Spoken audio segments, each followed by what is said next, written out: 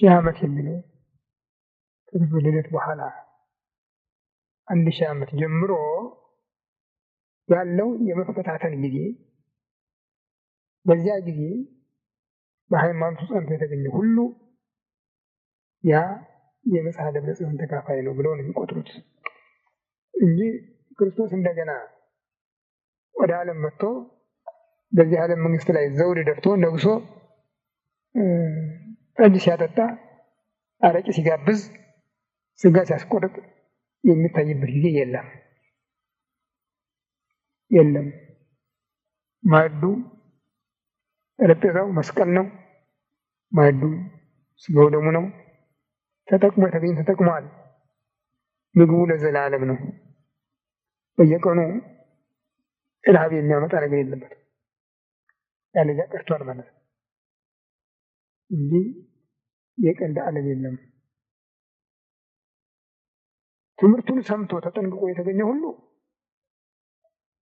የዚያ ዕድል ተካፋይ ነው፣ የክብሩ ተካፋይ ነው። ያልተዘጋጀ ሁሉ ደግሞ የሞተ ነው ማለት ነው። የሞተ ነው እንዳልኩት። አሁን መጽሐፍ ማንበብ ብቻ አይደለም፣ ስራውንም እያየን ነው። ስራ ላይ ውሏል ሁሉ ነገር። ዓለም የታጠቀው መሳሪያ በዚህ ጊዜ ነበረ የማይባል ነው። አሁንም እየፈለሰፈ ያለው መሳሪያ በዚህ ጊዜ ታይቷል የሚባል አይደለም።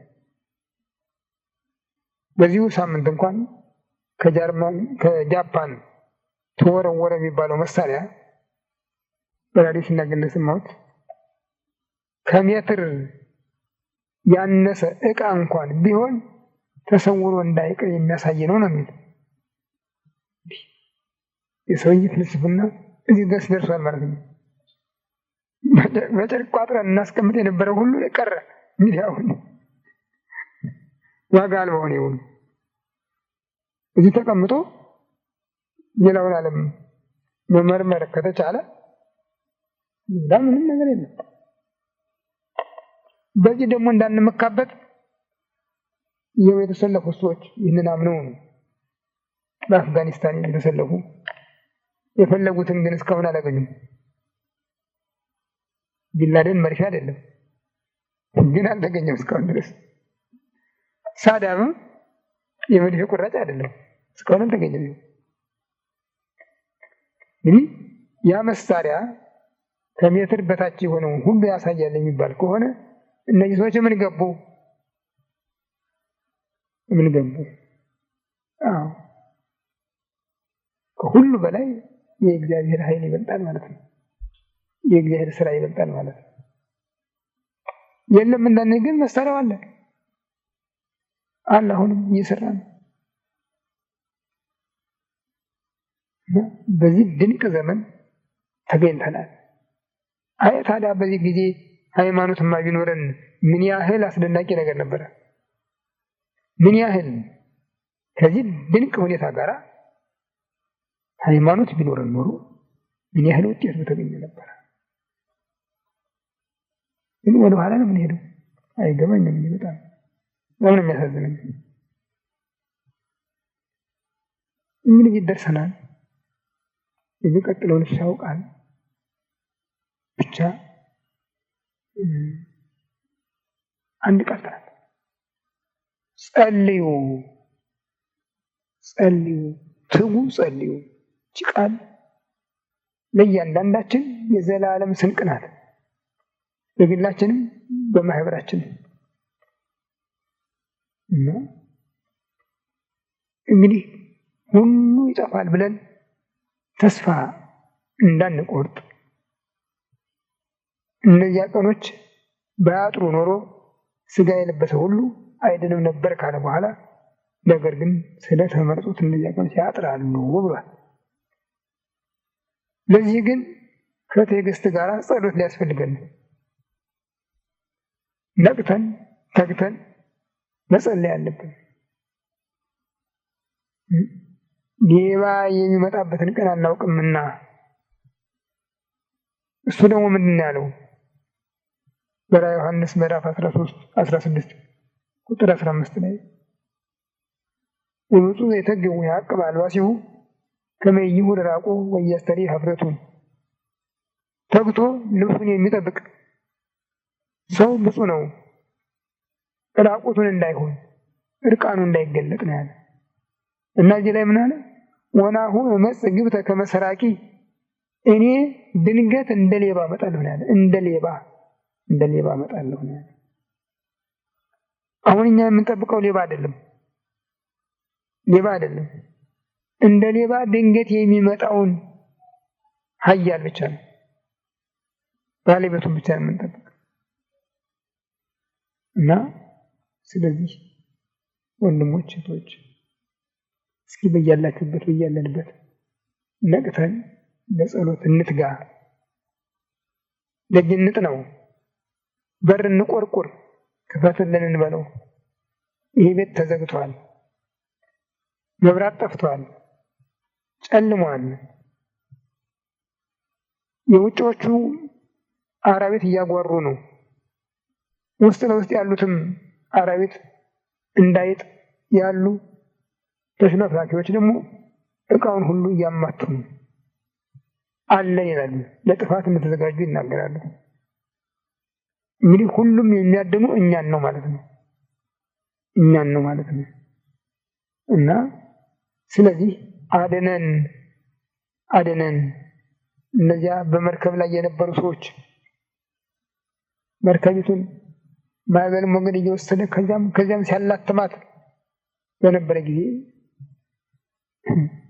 መርከበኛው እየዞረ ሲቃኝ ጌታን ተኝቶ ነበር ነው የሚለው። ተኝቶ አገኘው ነው የሚለው። ድንቃል ግን ሁሉም አድነን ጩኸታቸው አድነን። ወተንሥኦ ገሠጾሙ ለባሕርኒ ወለነፋሳትኒ ከተኛበት ተነስቶ ባህሩንም ነፋሱንም ገሰጸው ነው የሚለው። ለምንድን ነው ተኛ የሚለው? የሰውን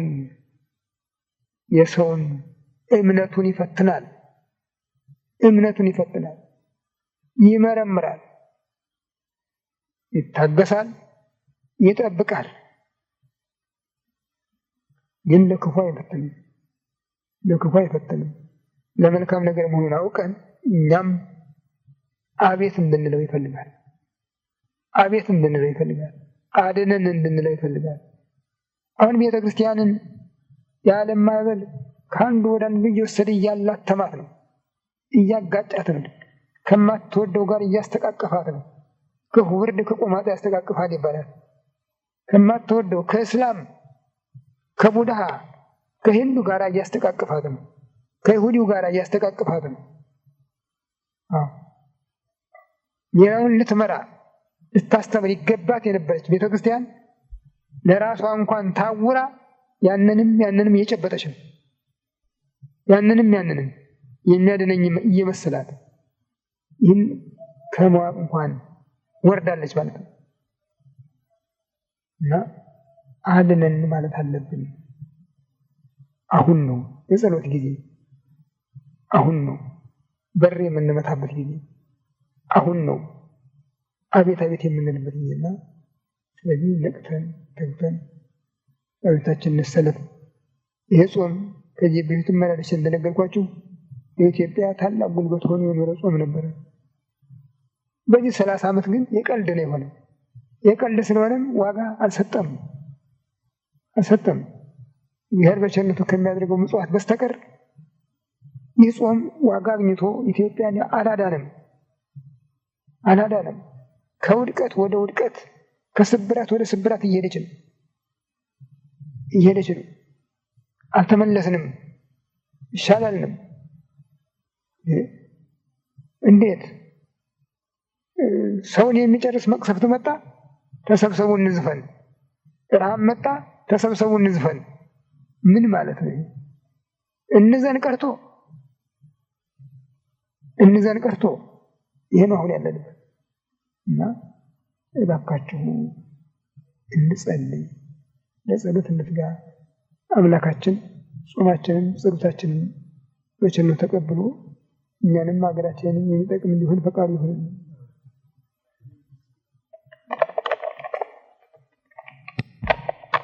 ለግብፅ ስደት የተዋጁ ናቸው አይደለም እንደሚለው በሄሮድስ ዘመን የተገደሉ ናቸው እነሱ 114,000 ህፃናት እራሷን መሞት የለም። አዎ ከሰው ልጅ በፊት መጀመሪያ ለጌታ ምርኮ የቀረቡ ጌታ የተቤጃቸው ነው የሚላቸው እነሱ። አሁን ይመጣል አላለም እሱ መቻለና እቺ ይመጣል አለ 114,000 ሰዎች ይመጣሉ የሚል ይላል። አንደኛው 40 ዓመት እለ ተቤዘው እምነ ምድረ ግብፅ እለ ቀደሙ ተቤዘው እምነ ጓለ እምሕያው ብሎ በስደቱ ጊዜ ያለቁትን ህፃናት ነው የቆጠረው። እነዚያ በዕለተ ምጽአት የቅርብ ባለሟሎቹ ናቸው ነው ያለ።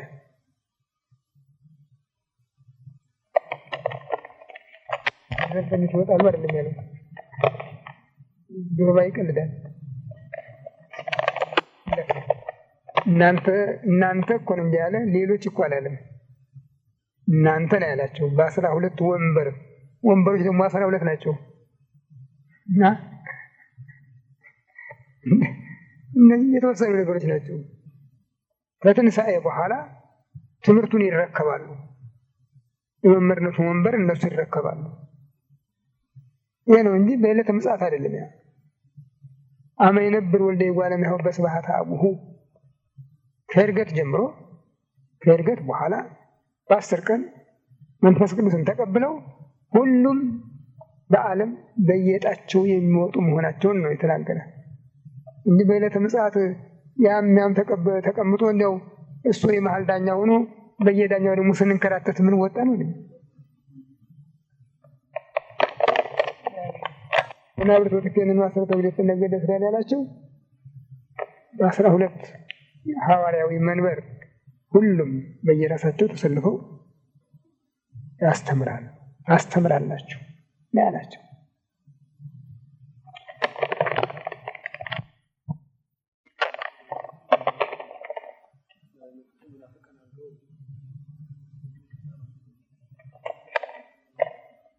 በሺህ ዓመት ነው ይሄ የአውሮፓውያን ቁጥር የተጀመረው በሺህ ዓመት አይደል? ከጌታ በኋላ ከዓመተ ምህረት በኋላ በሺህ ዓመተ ምህረት እኮ የተጀመረ ይሄ የአውሮፓውያን ቁጥር የሚባለው። ከዚያ ጊዜ ወዲህ ነው ይሄው ካቶሊክና ፕሮቴስታንት ቤተክርስቲያን ማፍረስ ጀመሩ።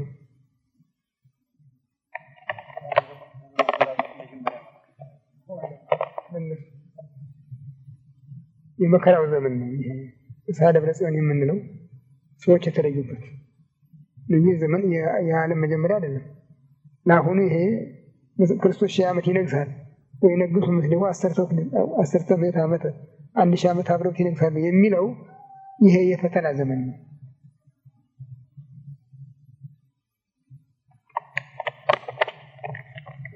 ይህ ቀዳሚት ሕይወት የመጀመሪያ ሕይወት ይህች ናት። ወብፁዕ ቅዱስ ዘረከበ ትንሣኤ ዘረከበ ክፍለ በይእቲ ትንሣኤ በዚህች ትንሣኤ እድል ያገኘ ሰው ብፁዕ ነው የሚል። አዎ ክርስቶስን መቀበልና ማወቅ መንገድን ጠብቆ መገኘት ነው። ይህም አሁን የደረስንበት ዘመን ድረስ ነው ያለው። 1000 ዓመት እየሞላ ነው። አሁን እነሱ 2000 ዓመት ብለዋል።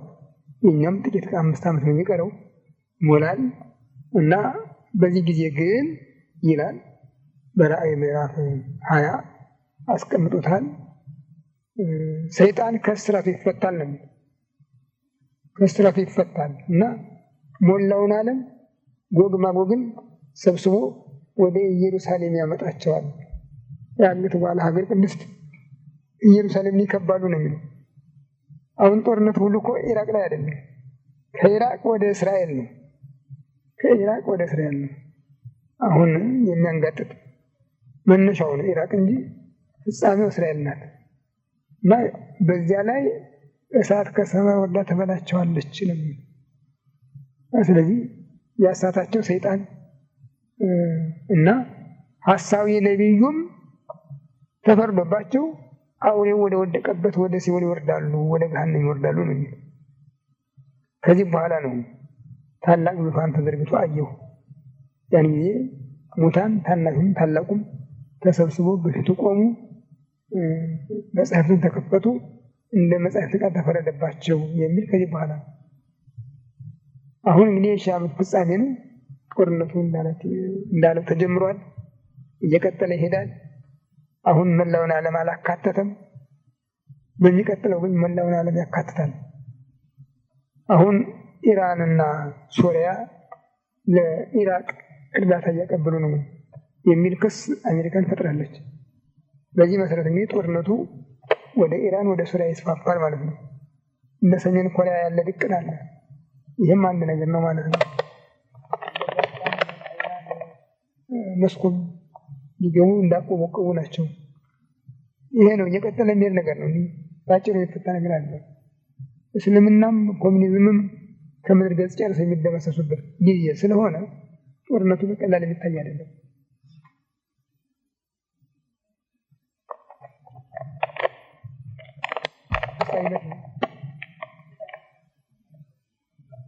ትንቢቱ በዳንኤል ተነግሯል። በዳንኤል 9 ምዕራፍ 26 እና ቁጥር 26 እና 27 በምዕራፍ 12 ቁጥር 10 እና 11 ተጠቅሷል።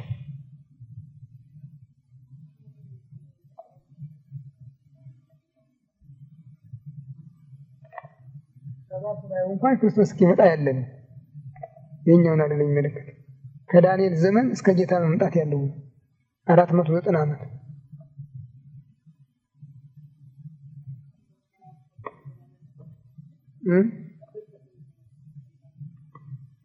እሱ ክርስቶስ እስኪመጣ የተናገረው ክርስቶስ እስኪመጣ ያለውን ተናግሯል። ከዚያ በኋላ ያለው ግን ዝጋ ነው ያለው። ዝርዝር ቃል አልተናገረም እሱ።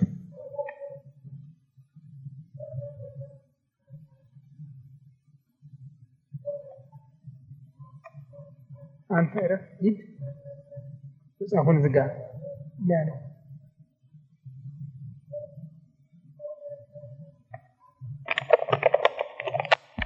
ቅድስና ይኸው ሀብተ ጥምቀት ሀብተ ቁርባን እስከመጣ ደርሰን የለም። ይሄ እኮ ነው። ይሄ ነው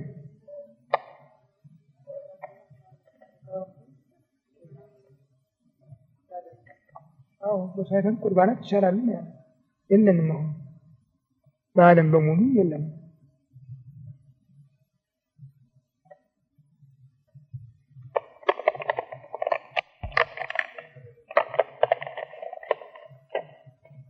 መምህራን በሁለት መልኩ ወስደውታል።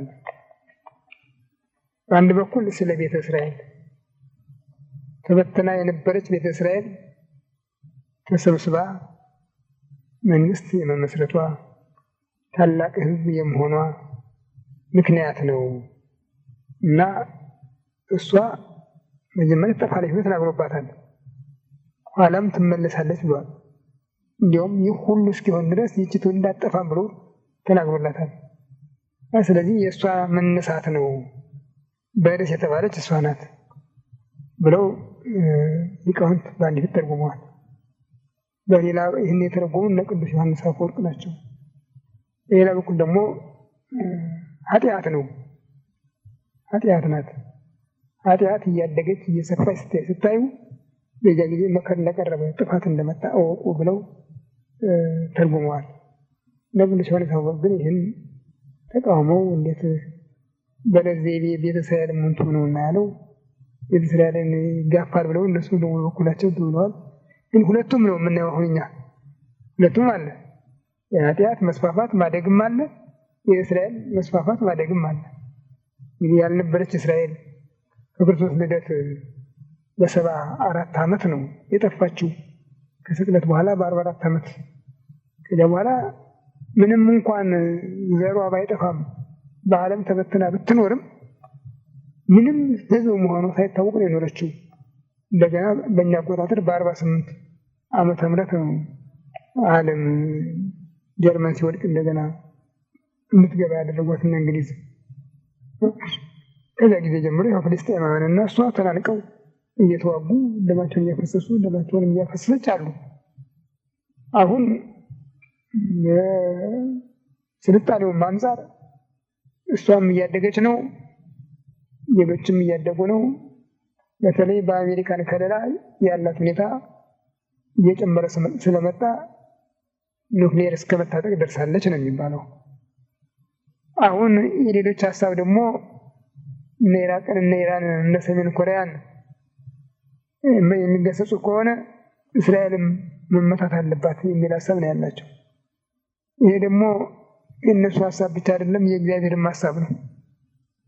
የመጨረሻው የዓለም ጥፋት በእሷ ላይ ነውና አርማጌዶን የሚባለው ኔጌቭ በረሃ ውስጥ ያለ ነው እና እዚያ ነው ሁሉም ይሰበሰባሉ ነው ያላቸው።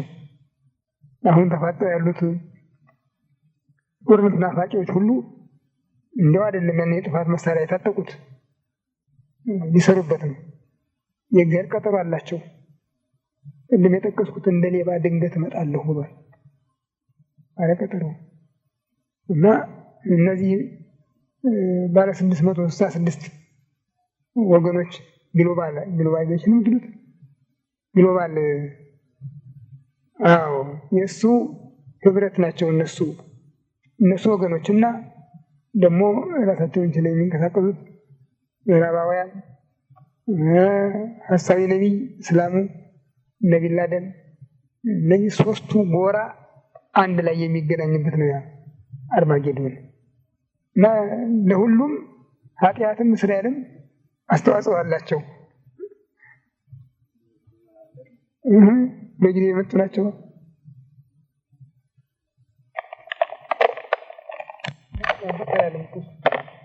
ተጠቀሙባት አላለም። እኛ ግን ወደዚያው እየሄድን ነው። አሁን በአንድ በኩል አረብን አስገብተናል፣ ኢትዮ አረብ የሚል አንድነት ፈጥረናል። በሌላ በኩል ደግሞ እስራኤል እንዲያውም ቅድም አባታችን በደረቅ ያበላ እንዳሉት ውሃ ምን ያስፈልጋቸዋል? የበረሃ ያቀናሁ እኮ እኔ ነኝ፣ እኔ ያለኋቸው ግድ የለም፣ ከእኔ ጋር ከመጣችሁ እኔ መንገድ እመራቸዋለሁ ብላ ገብታለች። አረ ያለ ውሃ ልታበላን እኛ ከእስራኤል ጋርም ተቆራኝተናል። ታዲያ ተዛምደን ከቻይና ጋር እንደገና ከአሜሪካን ጋር አለ ከመጣ ሁሉ ጋራ ማለትና እናውቅ ማን እንደሆነ ያንንም ግን ሁሉም ሊታዘበን ነው። እዚያም ሄደሽ በላሽ እዚያም ሄደሽ በላሽ ሰው ታዘበሽ እንጂ ሆድሽንም አልሞላሽ። እንደሱ ሆነ። አሁን በተለይ እስላም አፋርም ሶማሌን ይዞ ባሌን አሩሲን ወሎን ይዞ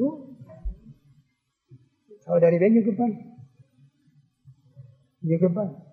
ባልጋ ወራሽ አማካይነት ተቋቋመ አንድ ማህበር አላቸው። እዚያ በእርዳታ ስም እየገቡ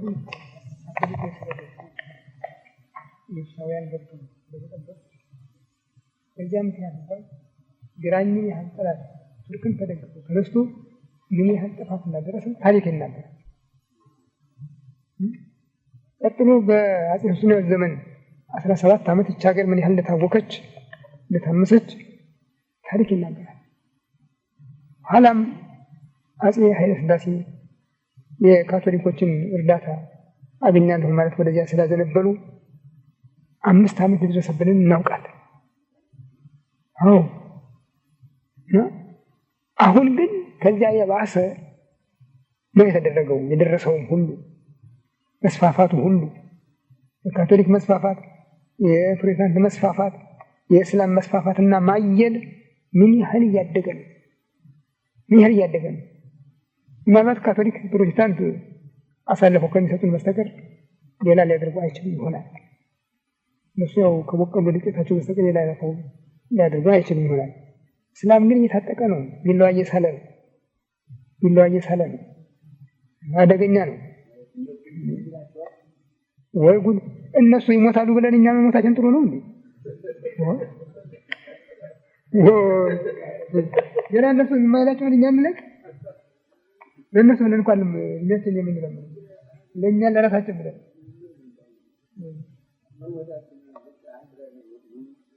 አረ ምን አደረገ? ምን ወጣ?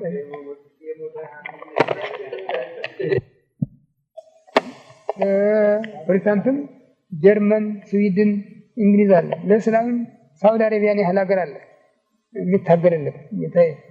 የዘይት ምንጩ የማይደርቅ እግዚአብሔር የሰጠው እስማኤልን ያህል አባት ከአብርሃም ተገኝቶለታል። የአብርሃም በረከት እየሰራ ነው እስከዛሬ። የሚቀዳው ምንጭ የዘይት ምንጭ እንደው የማያልቅ ነው እና በዚያ ላይ እስላም እኮ እንደው አይደለም የሚሞተው እንደናንተ ሁሉ አይደለም። ከመቃብር ማዶም የሴት ከንፈር ላይ እያየ ነው። ከሽፋኑ ሊወጣ ይቃጣ የሰጎን እንቁላል የምትመስል ሴት አለች ነው የሚለው አይኗ የሚቅለበለብ እና ይህን እያየ ነው እሱ ዛሬ እዚህ ሆኖ እዚያ ያያታል። አሁን ለዚህ ነው የሚያልቀው የሚሞተው የሚገልም የሚሞተው ለዚህ ነው። እንዴታ ይጠብቀዋል እንጂ አለኝ ብሎ ምን አለ ታላ አይደለም አለኝ ነው ያለ አለኝ ነው። እዚህም ሲያነባብር ነው የሚኖር እዚያም ነው እና በመሀሉ እኛ ጠፋን። ይህን የሚያስጨንቀን የተቀደሰች ሀገራችንን አጣን። ሳይቸግረን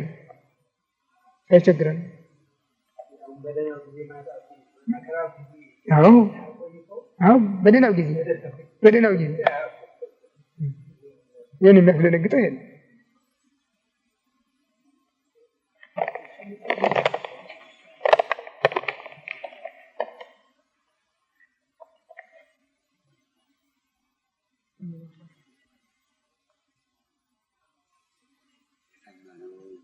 የተማርነው ቃል እግዚአብሔር በልቦናችን ያሳድረው ነው። እስቲ ለኢትዮጵያ ሀገራችን ምሕረት በጎነትን ይዘዝልን። ኢትዮጵያ ሀገራችን መዓቱን በትዕግስት ቁጣውን በምሕረት ይመልስልን። መቼም እንግዲህ ከልቦናችን ለማዘን ለማልቀስ ለመጸለይ ያብቃን። አባታችን በሰማያት የምትኖር ስምህ ይቀደስ መንግስትህ ፈቃድህ በሰማይ እንደሆነች ሀገራችንን ይቅር በለን እኛም የበደሉንን አቤቱ ወደ ፈተና ከክፉ አድነን እንጂ መንግሥት ያንተ ናትና ኃይል ለዘላለሙ አሜን። እናታችን ቅድስት ድንግል ማርያም በመልአኩ ገብርኤል ሰላም እልሻለሁ፣ በሐሳብሽ እናቴ እግዚአብሔር እናት ሆይ ሰላምታ ላንቺ ይገባሻል። በሴቶች አንቺ የተባረክሽ ነሽ፣ የማኅፀንሽ ፍሬ በረከትን የሚያድል እስከሆነ እግዚአብሔር ከአንቺ ጋር ነውና ከተወደደው ከጌታችን ከመድኃኒታችን ከኢየሱስ ክርስቶስ ዘንድ ይልቃለሁ ኃጢአታችንን ያስተሰርይልን ዘንድ ተናዘዙ። ጌታችን አምላካችን ኢየሱስ ክርስቶስ የካህናት አለቃ ኃጢአትን የሚያስተሰርይ ይቅር ባይ አባቶቻችን ሐዋርያት ስልጣነ ክህነት የተሰጣቸው ከልጅነት በስተባቸው ተናበሳ ያስተሰርይላቸው ከዚህ ያላቸው ልጆች ካሪያ ያመጣቸው ጧማ እኔንም እናንተ መንግሥተ ሰማያት ይወቃል ጋር እግዚኦ መሐረነ ክርስቶስ እግዚኦ መሐረነ እግዚኦ መሐረነ በእንተ ማርያም በእንተ ሚካኤል በእንተ ገብርኤል በእንተ መስማዕታት በእንተ ጊዮርጊስ እግዚኦ መሐረነ እግዚኦ መሐረነ መንፈስ ቅዱስ ያውቀው ሰይጣን ያሰማው ባለው ነገር የምስራውን ኃጢአት እግዚአብሔር ይፍታ።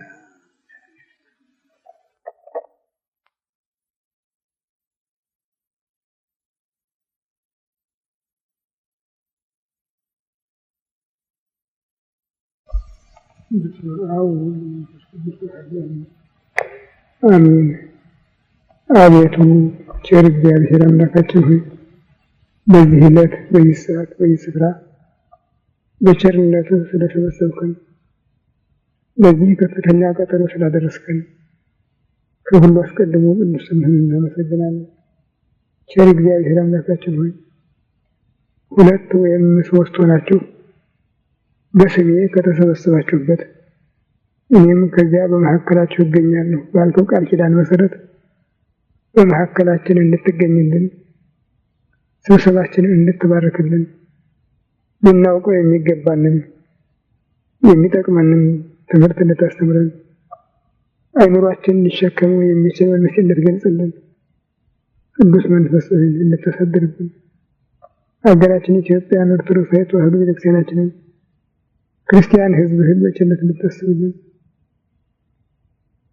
እንለምንሃለን እንማልድሃለን። ክብር ምስጋና ለአብ ለወልድ ለመንፈስ ቅዱስ ይሁን ዛሬም ዘወትርም ለዘለዓለሙ አሜን።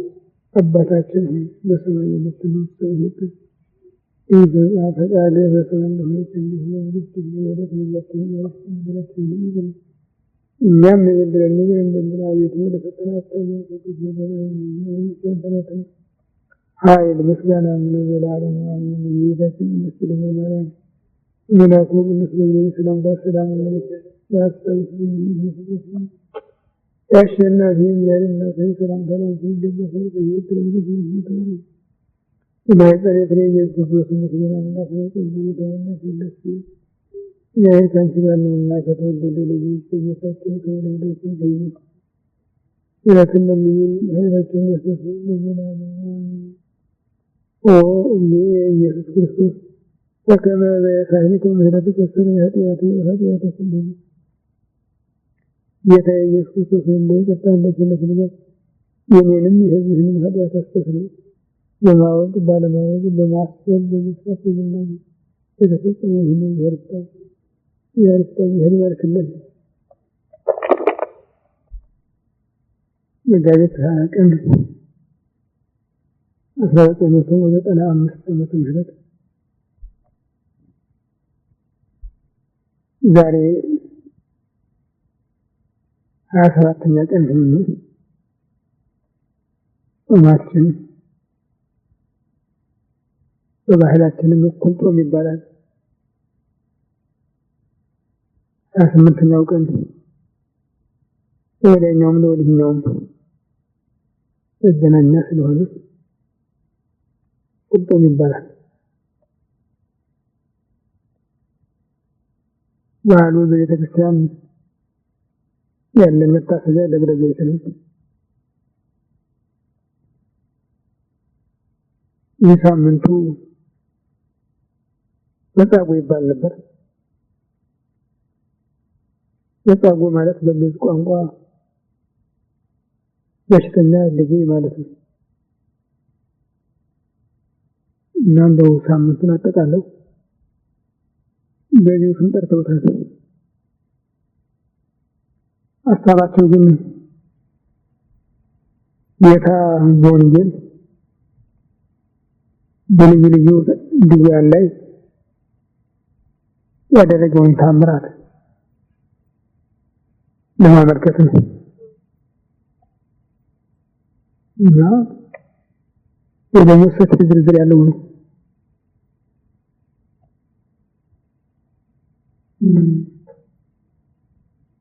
የዚያው ወደው የሆኑ ነው የተወሰነ አይደለም ብዙ ነው። ያን ሁሉ አጠቃለው አስበውበታል። ይሄ ደግሞ የምንቀበለው ደብረ ዘይት ይባላል። በቤተ ክርስቲያን ባሉት የሥራ መታሰቢያዎች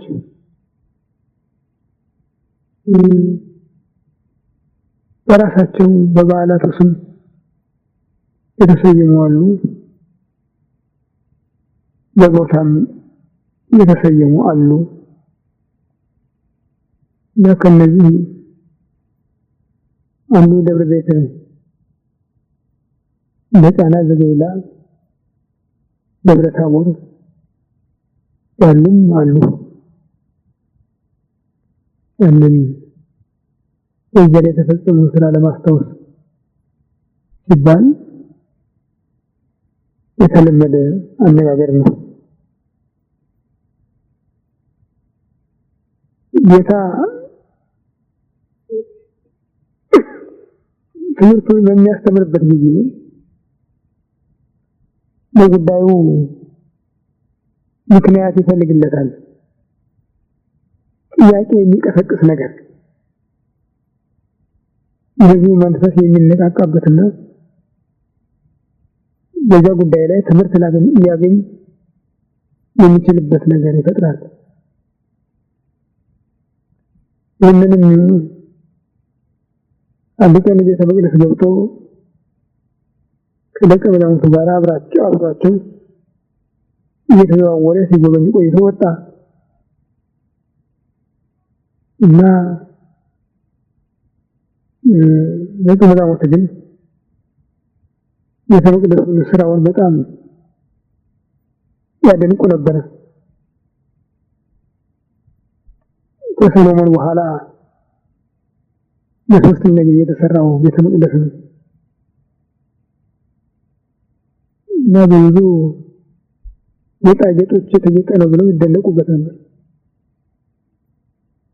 መምህር የዚህ ቤተ መቅደስ ስራ ይሄ እያሉ ያደናንቁለታል። እሱ ግን እናንተ መሰላችሁ እንጂ ቤቱ ቀርቶ ራሱ ቤቱ በቆሙ ቀርቶ በንጋይ እንኳን ተነባብሮ የማይገኝበት ቀን ይመጣል፣ ሁሉ ይፈርሳል አላቸው። ሄዶ ደብረ ዘይት በሚባለው ስፍራ ተቀመጠ። እነሱም ይሄ ነገሩ ስለከነከናቸው አንተ ዓለም ያልፋል ትላለህ፣ ሁሉ ይጠፋል ትላለህ፣ ለመሆኑ ምልክቱ ምንድነው? የቀደሙ ነቢያት የሚወጣውን ሁሉ አስቀድሞ ምልክት ይመዘግባሉ። አንተስ ምን ምልክት ነው የምትሰጠን አሉት። ከዚህ በኋላ ዘርዝሮ የዓለሙ ፍጻሜ ሲቃረብ ምልክቱ ምን እንደሆነ ነግሯቸዋል። ይህንንም ማቴዎስ በምዕራፍ 24 ማርቆስ በምዕራፍ 13 ሉቃስ በምዕራፍ 20 ዘርዝረውታል። በእውነቱ የሚያስደንቅ ነው። እነዚያ ሰዎች በጆሯቸው ሰምተው አለፉ እንጂ አላዩትም። ግን በሃይማኖት ተቀብለውታል። ቃሉ ሐሰት እንደሌለበት ያውቃሉና። እኛ ግን በጊዜው የደረስን ሰዎች ከእንቢታ በስተቀር ቃሉንና ሁኔታውን እያገናዘብን ለመመልከት እድል አግኝተናል ማለት ይቻላል። ምንም እንኳን በእድሜ ጥቂት ቀደም ያሉ ሰዎች ያዩት ቢኖርም አብዛኛው ግን በእኛ እድሜ በእኛ ጊዜ ያለን በተለይም ከዚህ 50 ዓመት በኋላ ያለው በቀጥታ ከንባቡ ጋር ቃል በቃል የሚሄድ ነው። አጠቃላይ ብንመለከተው ግን ከመጀመሪያው የዓለም ጦርነት ጀምሮ ያለውን ከተከታተል ይህ 100ኛ ክፍለ ዘመን በዚህ ሆይ ተዘጋጀ ነው ማለት ይቻላል። ስራውን አልጨረሰም፣ እንደቀጠለ ነው። ጌታ በጣም ያስደንቅ ቃል ተናገረው። ተዘጋጅታችሁ ኑሩ የሚል ቃል አክሎበታል። ተዘጋጅታችሁ ኑሩ። ሁልጊዜ መንገደኞች ነን ማለት ነው። ሁልጊዜ ቀስቃሽ አለብን ማለት ነው። ሁልጊዜ አንድ ነገር አለብን ማለት ነው። ግን ከጭንቅላታችን ሳናወጣ እንድንኖር አዟል።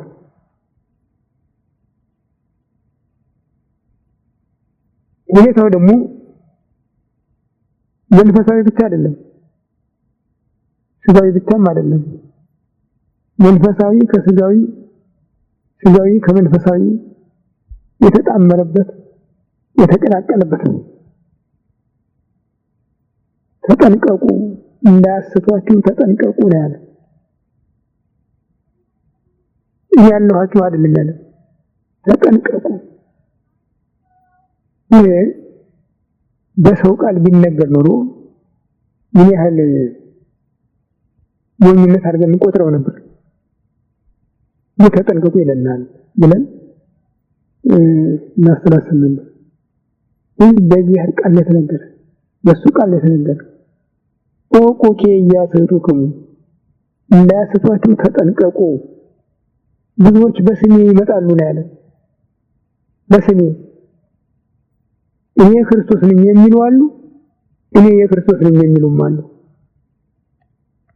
ሁለቱም በሱ ነው ይመጡ። ስም ለውጠው ይመጡ ኖሮ ጥሩ ነበር። የሰይጣን ነኝ አይሉም፣ የዓለም ነኝ አይሉም። ክርስቶስ ነኝ ወይም የክርስቶስ ነኝ። ይሄ ነው በሩ መንገዱ። ምን ላይ ነው ጥንቃቄ የሚጠይቀን? ክርስቶስ ከሆነ የመጣው ሰውዬ እንዴት ለምን? ክርስቶስ እኮ ወደ ዓለም ይመጣ በቤዛነት ዓለሙን ለማዳን ነው። ለጌትነት አይደለም፣ ለግዛት አይደለም፣ ለክብርም አይደለም። ተሰቅሎ ሞቶ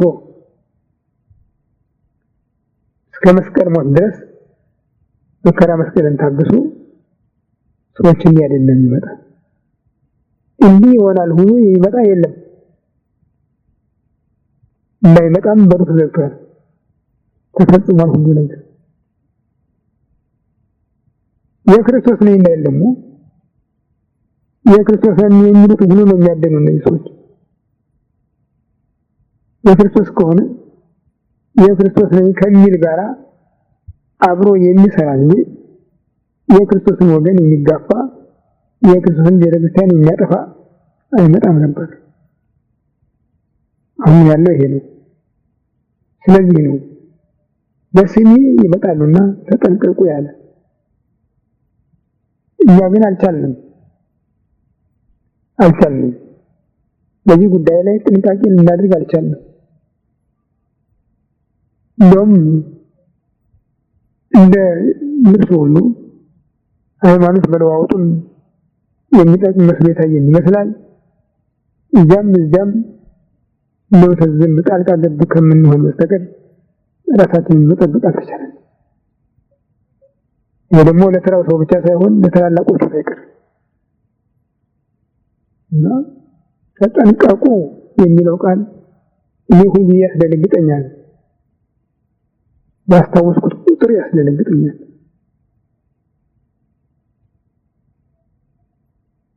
በዚህ ክፍለ ትምህርት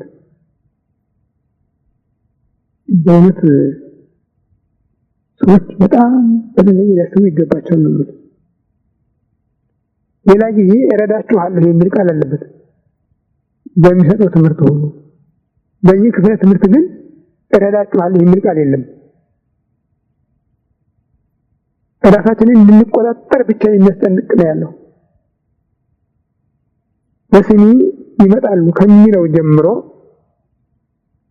በዓለም ስለሚደርሰው ሲናገር በየሀገሩ ራብ፣ ጦር፣ ቸነፈር፣ መቅሰፍት፣ ጭቅጭቅ፣ ንትርክ ይመጣል። ይከሷችኋል፣ ወደ አደባባይ ያወጧችኋል። ስለ ስሜ የተጠላችሁ ትሆናላችሁ ነው ያለን። በዚህ ጊዜ እንኳን አይዟችሁ ወረዳችሁ አሉ አይደለም ያለ። ስለ ስሜ የተጠላችሁ ትሆናላችሁ። ብዙዎች መምህራን ይመጣሉ፣ ብዙዎችን ያስታሉ። በዚህ ምክንያት ከብዙዎች ሃይማኖት ትጠፋለች፣ ፍቅርም ትቀዘቅዛለች። በየስፍራው የመሬት መናወጥ አለ። አትደንግጡ፣ አይቀርም። የምጣር መጀመሪያ ነው፣ አይቀርም ነው ያለ እና እስከ መጨረሻ የሚታገስ ይድናል ያለ።